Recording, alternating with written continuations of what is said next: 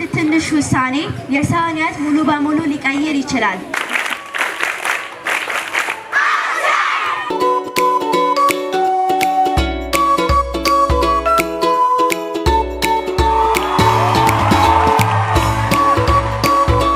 በነገራችን ላይ ብዙ ሰዎች ትንሽ ነገርን ቀላል ናቸው ብለን ይችላል።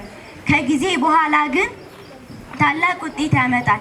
የዛሬ ትንሽ ጥረታችን የነገ ትልቅ ስኬት ይሆናል። ቀጣዩና ሁለተኛ ነጥባችን የሚሆነው ደግሞ ትንሽ ውሳኔ ሕይወትን ይቀይራል ይሆናል። አንድ ትንሽ ውሳኔ የሰውን ሕይወት ሙሉ በሙሉ ሊቀይር ይችላል። ምሳሌ ልሰጥላችሁ። አንድ ሰው ከዛሬ ጀምሮ እማራለሁ፣ እሰራለሁ ብሎ ቢያስብ ያ ትንሽ ውሳኔ የነገ ሕይወቱን ይቀይራል። በነገራችን ላይ አንዳንድ ሰዎች ትልቅ ለውጥ ለማየት ትልቅ ነገር የሚያስፈልጋቸው ይመስላቸዋል።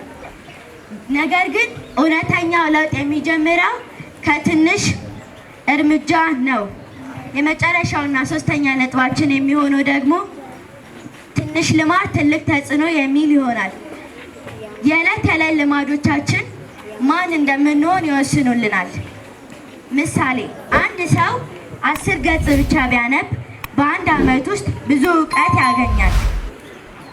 ስለዚህ ትንሽ ልማድ ከጊዜ በኋላ ትልቅ ተጽዕኖ ያመጣብናል። ትንሽ መልካም ልማድ መጀመር ማለት ትልቅ የሕይወት ለውጥ መጀመር እንደማለት ነው። እኛ በመጨረሻ ልንረዳው ነገር ቢኖር ትንሽ ነገር ትንሽ ሆኖ አይቀርም።